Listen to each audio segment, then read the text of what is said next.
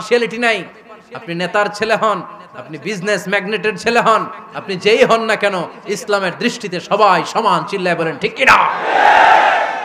বানু মখজুমিয়া গোত্রের এক নারী চুরিতে ধরা পড়ল। সাহাবারা বললেন, নবী, মদিনার সবচেয়ে ভেরি প্রেস্টিজিয়াস এন্ড ডিগনিফাইড ফ্যামিলির মেয়ে, আপনি হাত কাটেন না, কারণ ইসলামের নিয়ম চুরি করলে কি কেটে দাও। বিশ্বনবী বললেন, বলো কি, হাত না কাটার জন্য তোমরা আমাকে রেকমেন্ড করছো? এটা আল্লাহর আইন, পৃথিবীর কেউ রেকমেন্ড করলো শোনার ক্ষমতা আমার নাই, কারণ আইনটা দিয়েছে কে? লাউ কানাত ফাতিমাতু বিনতি মুহাম্মাদিন সারাকাত লাকাতা মুহাম্মাদুন ইয়াদাহা। আরে বনু মাকসুমিয়া মেয়ে তো দূরের কথা, আমার কলিজার টুকরা ফাতেমাও যদি আজ চুরিতে ধরা পড়তো, তার হাত কেটে দিতে আমি 1 মিনিটও দেরি করতাম না। দিস ইজ ইসলাম। এই হচ্ছে ওমরে ফারুকের মানাকিব। এরকম ওমরে ফারুক কয়টা লাগবে? আওয়াজ করে বলতে হবে, কয়টা লাগবে? একটা লাগবে। এই সাইয়েদনা ওমরে ফারুক মদিনার প্রথম চিফ জাস্টিস ছিলেন। সর্বপ্রথম উনার পরামর্শে সাইয়েদনা আবু বকর রাদিয়াল্লাহু তাআলা আনহু কোরআনকে সংকলন করেছেন। আমরা এই যে কোরআন পড়ি 30 পারা, এমদাদিয়া লাইব্রেরির 114টা সূরা, কত সুন্দর সন্নিবেশ করা হয়েছে, এখানে সাজানো হয়েছে। আল্লাহর হাবিব সাল্লাল্লাহু আলাইহি ওয়াসাল্লামের সময় কি এরকম কোরআন ছিল নাকি? ছিল না। খেজুর পাতার মধ্যে, গাছের বাকলের মধ্যে, ওটের বড় হাড্ডির মধ্যে আর পাথরের মধ্যে খোদাই করা কোরআন ছিল। সাইয়েদনা আবু বকরের সময় রাদিয়াল্লাহু তাআলা আনহুর সময় যুদ্ধ হলো, 70 জন হাফেজ সাহাবী ইন্তেকাল করলেন। সাইয়েদনা আবু বকর রাদিয়াল্লাহু তাআলা আনহুকে ডেকে ওমরে ফারুক বললেন, ও আবু বকর, এইভাবে হাফেজে কোরআন সাহাবীরা যদি দুনিয়া থেকে বিদায় হয়ে যায়, আল্লাহর কোরআনও তো বিদায় হয়ে যাবে।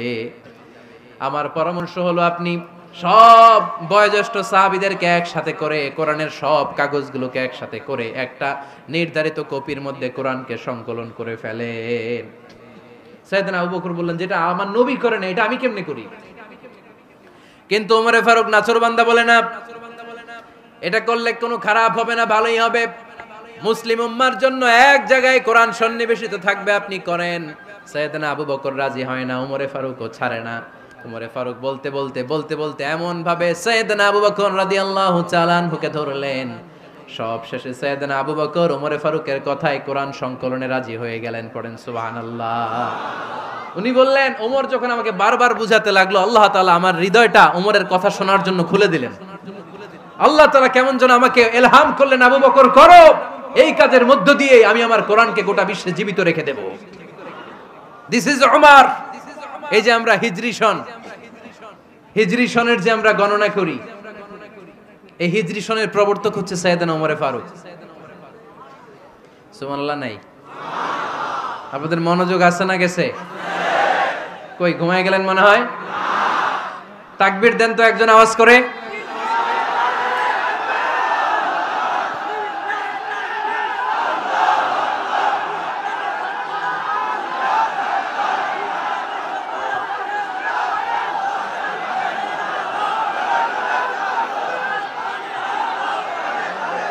মাশাআল্লাহ মাশাআল্লাহ। বসেন বসেন, এখনই শেষ করে দেব কিছু সময়ের মধ্যে। আমরা একসাথে বিদায় নিব ইনশাআল্লাহ। ওঠা বসা করবেন না, ওঠা বসা করবেন না, বসেন। সাইয়েদনা ওমর ফারুক এই হিজরি সনের গণনা শুরু করেছেন। সাহাবারা বলল, আমিরুল মুমিনিন, খ্রিস্টানদের ঈসাই সন আছে, আমাদের মুসলমানদের কোনো সন নাই। আমাদের একটা সন থাকলে আমাদের জিজিয়া নিতে, আমাদের যাকাতের টাকা উত্তোলন করতে অনেক সুবিধা হবে। ওমর ফারুক বললেন, তাহলে কোন সালকে হিজরি, কোন সালকে মুসলিম সাল হিসেবে আমরা ঘোষণা দিতে পারি? একজন বলল, আমার নবী যেই সালে জন্মগ্রহণ করেছেন ওই সালে। ওমর ফারুক বললেন, না, আমার নবীর জন্ম আমাদের জন্য খুশির দিন, কিন্তু এটা আমাদের জন্য প্রেরণা নয়, প্রেরণা নবীর কাজে, ঠিক কিনা? আরো কিছু সাহাবারা বলল, তাহলে যেই সালে আমার নবী ইন্তেকাল করেছে ওইটারে প্রথম সাল ধরেন। ওমর ফারুক বললেন, না, যেদিন তিনি ইন্তেকাল করেছেন এটা আমাদের দুঃখের দিন, এটা আমাদের প্রেরণা নয়। আমাদের প্রেরণা হচ্ছে বিশ্বনবীর ত্যাগ, তিতিক্ষা আর কাজের মধ্য দিয়ে। জোরে কোন ঠিক কিনা? ওমর ফারুক বললেন, যেদিন বিশ্বনবী ইসলাম রক্ষায় নিজের মাতৃভূমি ছেড়ে মক্কা থেকে মদিনায় গিয়েছেন, ওই দিনটাকে হিজরি প্রথম দিন ধরে আমরা হিজরি সাল গণনা করে শুরু করে দেব। ওইটাই হচ্ছে হিজরি সন। সেখান থেকে হিজরি সনের প্রবর্তন করেছেন সাইয়েদনা ওমর ফারুক রাদিয়াল্লাহু তাআলা আনহু। এই যে স্টেট গভর্নমেন্ট, এই যে প্রিজন, জেলখানা, ক্যান্টনমেন্ট, সচিবালয়, গণভবন, বঙ্গভবন, মুক্তিযোদ্ধাদের ভাতা, রাষ্ট্রীয় ভাতা, এই সব নিয়ম কানুন সাইয়েদনা ওমর ফারুক তার রাষ্ট্রীয় আমলে তিনি নিজে করেছেন। চিল্লায় পড়েন আল্লাহু আকবার। মুসলমানদের আলাদা কারেন্সি, নিজস্ব মুদ্রা ব্যবস্থা নিজে চালু করেছেন। সৈনিকদের মধ্যে যারা বিবাহিত প্রতি 6 মাস অন্তর অন্তর 1 মাসের ছুটি কাটাতে তারা ফিরে আসবে, সাইয়েদনা ওমর ফারুক চালু করেছেন। চিল্লায় আওয়াজ করে পড়েন আল্লাহু আকবার।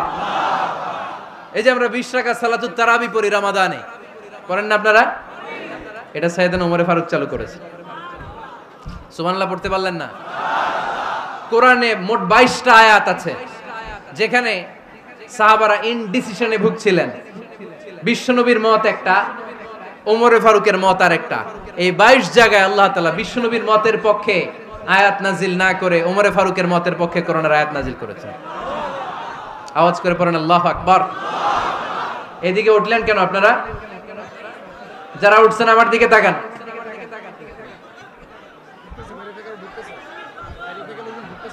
কিছু ভিতরে ঢুকতেছে, কিছু বাইরে দিছে না?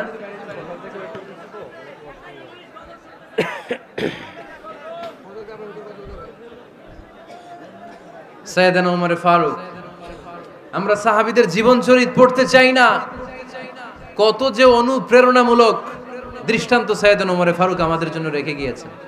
ওমর ফারুক যখন খলিফা, দিনের বেলায় যদি রাষ্ট্রে কোনো নিয়ম জারি করতেন, দিনের বেলায় জনগণকে কোনো বিষয়ে যদি নিষেধ করতেন, রাত্রে বেলায় খাওয়ার সময় ফ্যামিলি মেম্বারদের সবাইকে বলতেন, এই দিনের বেলা আমি জনগণকে এই কাজ করতে নিষেধ করেছি, তোমরা আমার ফ্যামিলি মেম্বার, খবরদার তোমরা এই কাজ করো না। জনগণ করলে যতটুকু শাস্তি, তোরা করলে পাবি ডবল শাস্তি। সুবহানাল্লাহ কইবেন না? আমাদের নেতারা ওই বাড়ির বিচার করে, ওই বাড়ির মাইয়ার বিচার, ওই বাড়ির পোলার বিচার, নিজের পোলা গাঞ্জা টানে আছে না নাই? নিজের মেয়ে অপরাধ করে আছে না নাই? কি নেতা ছিলেন ওমর ফারুক! আগে নিজের ঘর সামলিয়েছেন, আগে নিজেকে সামলিয়েছেন, নিজের ঘর ঠিক করেছেন। বলেছেন জনগণ করলে যত বেদ, তোরা করলে double Veda. This is call leader, ঠিক কি না? এক বাবা এসে বললেন, ওমর ফারুক আমার ছেলে কথা শোনে না, বেয়াদব। ওমর ফারুক ছেলেরে ডাকলেন, বাবা তুমি তোমার আব্বাজানের কথা শোনো না, এটা তো কবিরা গুনাহ। ছেলে বলে, ওমর ফারুক সব দায় দায়িত্ব আল্লাহ ছেলে মেয়েদেরকে দিয়েছে, বাবা মাকে কোনো দায়িত্ব দেয় নাই। ওমর ফারুক বললেন, অবশ্যই দায়িত্ব দিয়েছে। তাহলে বলেন আমার বাবার দায়িত্ব কি? উনি বললেন, প্রাইমারিলি প্রথমত 3 দায়িত্ব। আইয়ান তাকিয়া উম্মা, পৃথিবীর প্রতিটি বাবার উচিত ছেলেদের মেয়েদের জন্য ভালো মায়ের ব্যবস্থা করা। 2 নম্বরে আইয়ুহসিনা ইসমা, সুন্দর তার একটা নাম রেখে দেয়া। 3 নাম্বার ইউআল্লিমাহুল কিতাব, তার আল্লাহর কিতাব শিক্ষা দেওয়া। এবার ছেলেকে আমার আব্বা 3টার একটাও করে নাই। এবার ওমর ফারুক রেগে গেলেন, বাবার কাঁধে ধরলেন, বললেন তুই ছেলের জন্য বিচার নিয়ে আসলি, তোর 3টা দায়িত্বের একটাও তুই পালন করিস নাই। ছেলে বলে, আমিরুল মুমিনিন আমার মা নর্তকী, আমার মা মাজুসি, আমার মায়ের মধ্যে কোনো আদব কাদব নাই, সুন্দরী দেখে আমার মারে বাবা বিয়ে করছে, আমার মায়ের কাছ থেকে জীবনে কিছু শিখি নাই। 2 নাম্বার সাম্মানি খানফাসা, আমার বাবা আমার নাম রেখেছে চামচিকা। কি নাম রাখছে? এটা নাম হইলো একটা, এরকম উল্টাপাল্টা নাম আছে না নাই? না, এগুলো রাখবেন না।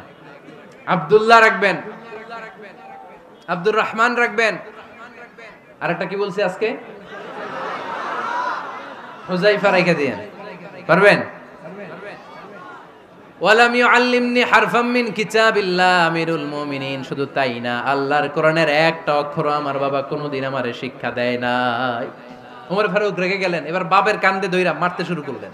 তুই পোলার নামে বিচার নিয়ে আইছিস, তোরে মার দিমু আগে। এরকম নেতার দরকার আছে না নাই?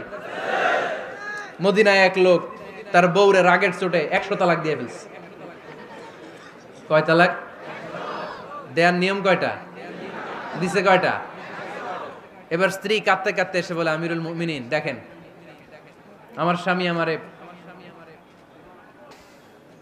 রেগে মেগে 100 তালাক দিছে।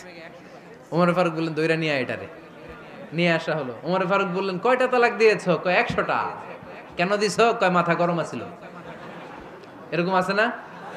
তালাক দেওয়ার সময় সব তালাক, তুই তালাক, তোর মা তালাক, তোর বোন তালাক, সব তালাক। তালাক দিবে ওয়াইফ রে, দিতেছে সবাই রে। তো ওমর ফারুক বললেন, দিবে 3টা, 100টা দিলা কেন?